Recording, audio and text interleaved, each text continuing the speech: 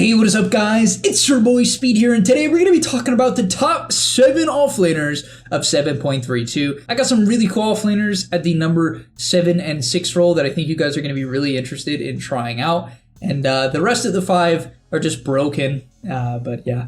Nonetheless, let's get into it. I'm really excited to talk about these heroes, And now I want to tell you guys a little bit about Dota Plus from Overwolf. This is a free stats app you guys can download right now that's going to show you your stats for the last 3 months. So if you want to know your games played, your MMR, your win rate, your XPM, your GPM, all of these things you need to track to know how well you're doing and what you need to change to gain MMR, you can get for absolutely free. On top of that, the biggest reason why you need to download Dota Plus, at least for me, is the ban suggestions. Basically, it tells you what the enemy team is good at. It tells you their best heroes, what they've been winning with. You just ban it. You might be wondering why your good heroes, why your best heroes keep getting banned. It's because of Dota Plus. The enemy team is using it and banning out your best heroes. So go download Dota Plus right now, and I'll see you guys there. All right, so coming in at number 7, I want to quickly go over this one because number 6 is really funny to me, but I do think it's good. And at number 7, I want to quickly talk about a Mars. Sorry, every time I say that, there's just something about it, but a Mars. So I'm sure if you guys were watching ESL Malaysia, you saw a Mars. If you didn't, here's the build that he went, and I really recommend it because I think in this meta, it's straight up good. Because I'm going to be repeating this throughout a lot of videos throughout this patch. Control the lane, win the lane. Get the flag bearer creeps, please. Get the flag bearer creeps. So, what do you do with a Mars? You start the lane with a bunch of stats. Typically, you go something along the lines of 2 gauntlets or even 3 gauntlets. Sometimes people even do 2 gauntlets, 2 circlets, and they literally just go from there. I think the most common build is tangos, 3 gauntlets, and then like a quelling blade, something along those lines. And from there, you just buy a bunch of bracers. Sometimes he'll buy Soul Ring if he's like really doing well, because your hero does have some mana issues. You also can buy Stick depending on the matchup, but really where this build gets fun, and I actually think it's extremely powerful because I don't really like Mars as a standalone hero. I don't. It just doesn't feel that good to me. Like as an initiator, it's been nerfed a lot. It really has, but they've buffed the W a little bit this patch. They nerfed the ulti once again, making this hero as a roamer or an initiator or like a nuker just worse. The spear duration is worse. So a Mars build, in my opinion, makes way more sense for the current state of Mars. And I think that this build is great. So the triple bracer into Soul Ring, into phase boots, and yeah, you just sit in the lane. You just sit in the lane with a ton of HP regen, deny creeps, and you're gonna have a great time. It's that simple. You're gonna have a great time. So from there, you do that. And then you go phase boots, after phase boots, BKB, because you don't need a blink with this build. You don't need necessarily want to blink. After BKB, you go Ags, and then after Ags, you either go Satanic, so you're completely unkillable, or you go a blink. If your team really needs initiation, you can go blink. However, with this build, you tend to want a initiating mid so that you don't have to fulfill that role early game. But because you're so tanky with BKB, you sort of pseudo-initiate with phase boots and BKB. Like, you're completely vibing. And then the cool thing about Mars Ags is it just, I don't know, it just makes you so freaking tanky. It makes you so you're like so tanky. And it gives you 75 bonus damage on every single attack. So I thought this build for the longest time was a complete meme. Apparently it's good. I saw it in the pub today as well that I played it. It straight up looked very strong. And it's a build I'm absolutely going to try in one of my ranked games. I'm very, very curious because it definitely looks powerful. And coming in at number 6, this build, all right, it's a little sus, but I think there's so much potential here. And there's 2 routes you can go, okay? You can go like a Giga heal build, and it's Omni Knight. So you can go like a Mana Boots or like a double bracer Soul Ring Mana Boots and just like really play to sit in the lane, bully people out with Purification, and then go into a Mech Holy Locket and play like Giga Sustain. Maybe if you have like a Monkey King carry and like a mid puck, and you guys are going to play pretty high tempo and you want to group up, that build can be really good to come online early on into the game and just like Giga heal your team. Like it's quite impressive how much healing Omni can pump out with Locket, Mech, Purification, Heavenly Grace. Like this hero just, dumps out heals. It, has heal diarrhea, some would say. I don't know who would say that, but some might say that. Or the other build you can go, the Chad build, is going back to the double bracer. You wanted to sit in your lane, you max out the Heavenly Grace, and you deny creeps. I know, if you really like denying creeps, this meta is for you. If you like sitting in your lane, even though you don't necessarily have to do that, and I'm over-exaggerating how important it is slightly. It's not really, I'm really not over-exaggerating it, but too much. But this build, like Heavenly Grace gives you 38 damage. at level 7 if you max it, which is like pretty cool. On top of that, they buffed Core Omni-Knight. They buffed it because Hammer of Purity, which does damage based on your base damage, does 60% instead of 55% at level 1. But most importantly, at max, it's 25 less mana, which is a lot for a hero like Omni-Knight, especially if he doesn't go mana boost, which with this build you won't. And it does 20% more damage, which is a lot. It's a lot. It's a lot. And so this hero can go this Hammer of Purity build. Now, I don't think even as Core Omni-Knight, you should ever max Hammer of Purity because it doesn't go down in cooldown. So it's like pretty underwhelming as an ability to max, but it's impressive because it scales with your damage, right? So the harder you hit, the more damage you do. And it does bonus damage off your base damage. So you gotta keep that in mind. It's like better if you buy a bunch of strength items. And so there's two routes you can go. You can play around like Degen Aura, which is kind of funny, because your shard is Degen Aura. It's a 40% movement speed slow. Pretty cool. The thing is you already have a slow in your E. It's kind of meh. It's like a 40% slow. Not AoE, but there's that. And so you can go like a movement speed build. 2 bracers, wand, soul ring. From there, phase boots. From phase boots, you can go a couple different options. You can go drums if you want to be a psychopath. Don't really recommend it, but it's funny. You can go Midas if you're having a really, really free game because you really want a ton of levels on this hero. Like at level 10, you have a 50 base damage talent. That's pretty cool, right? Like you have a 50 base damage talent. That's obviously very good with your E, and it's obviously very good as well with attack speed, which is why I'm kind of a fan of drums or Midas. And if you want to be a complete psychopath, you can go Radiance, which is actually a buffed item. It's cheaper, gives you more mischance, it's better than ever. So this hero, I honestly think could be a good 3. I know it can be a good 3. I'm 100% certain of it. So coming in at number 5, we have Legion Commander. This is kind of a weird one because I don't think it's really good in the pro scene, but I think in pubs it is quite good. I'm actually a particularly big fan of Legion and her shard, and I will cover that in a second. So one thing I do want to note is that they buffed the shard. For every single creep that you hit with overwhelming odds, you get a bonus 1 armor. For every hero you hit, you get a bonus 5 armor. And keep in mind, that lasts for 15 seconds.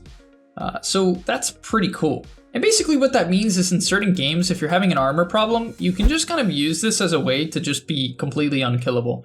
And at level 10, you can take Overwhelming Odds Radius. Now, a lot of people might see this as insane as the other talent is bonus duel damage, and I will say that bonus duel damage in pubs is generally the way to go. I did just want to alert you to the fact that the Shard plus level 10 talent build is quite viable and is an interesting option, especially if you're not Giga Snowballing.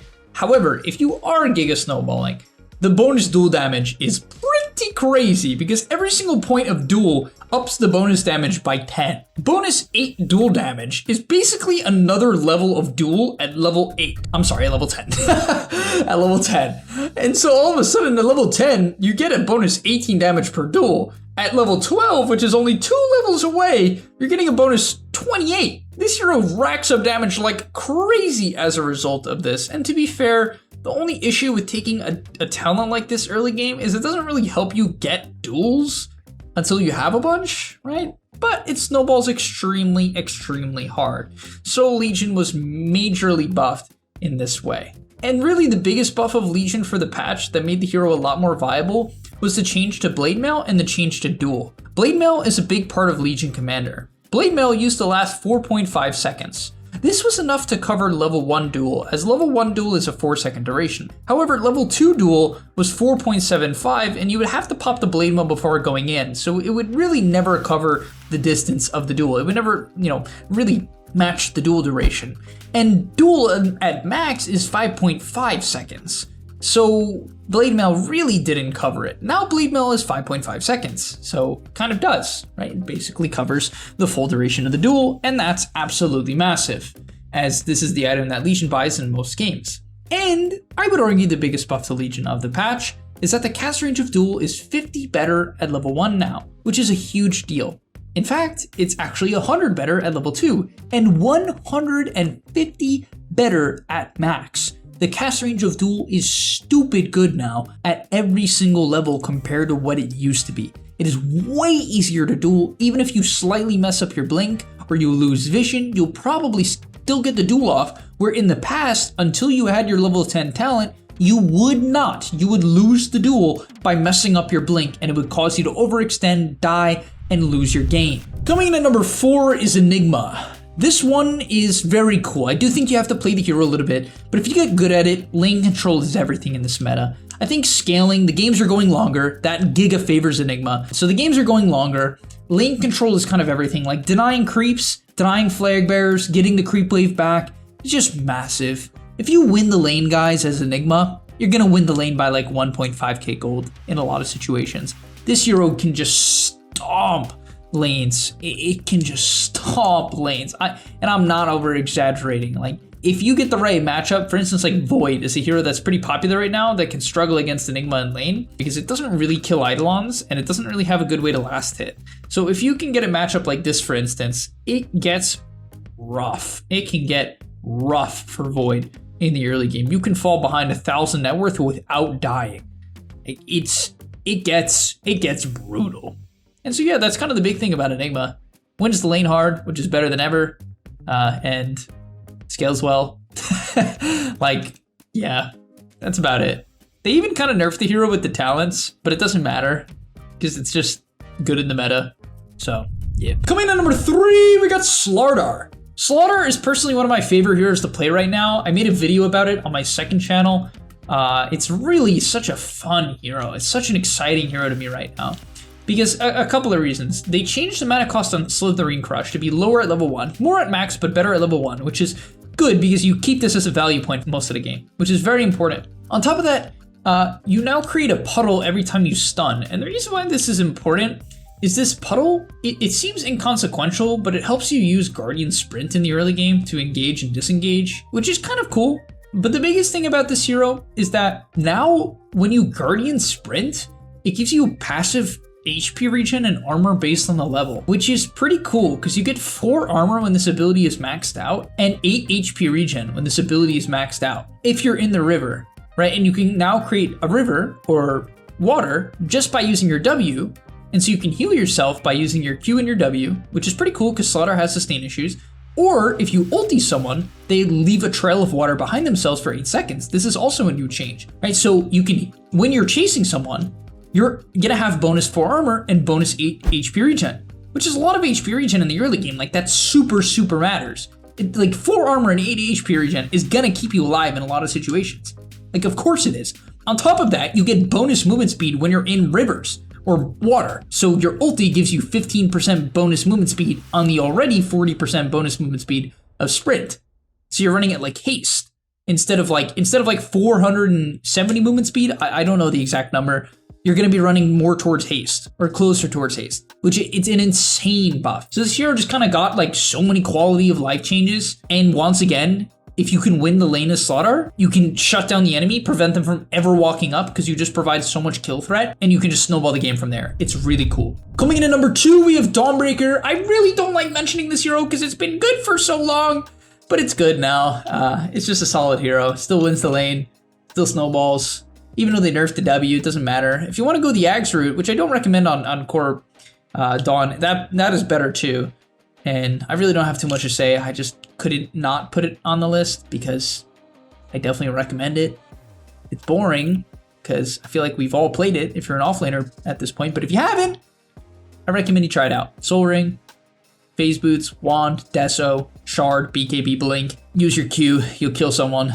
There you go. And the best hero of the offlane role is definitely Visage. I don't know, this hero is the highest win rate on Dota 2 Pro Tracker of every hero and the highest win rate of Dota Buff over every single MMR bracket, which is nutty. And you might be like, no, Speed, I can't play Visage, I can't micro. It's not that hard, it's not. I don't care if you're 40 years old, you just had your 3rd child, all right, you know, and you're focused on buying a house. Trust me, it doesn't take that much time to learn Visage Micro. It's not that hard. Compared to the other heroes, it's not that hard. You don't need to learn how to do like an Arteezy bird drop where he drops 1 bird, then the 2nd bird, then resummons, then drops the other bird. You don't need to learn how to do that in the slightest. You do need to know how to drop the birds so they don't die every time the enemy team uses Glyph or you get gone on and you can protect yourself. But you really, honestly, you don't even need to learn how to early on use the birds defensively to protect yourself. You don't, you really don't. All you need to know about this hero is that against bad players, Soul Assumption wins the lane. As long as you buy some mana regen, just follow the basic build, please. Go look up the build before playing. Just buy a stick buy a Null. Even if you don't buy Null, which is like sort of uncommon now, even if you don't go Null,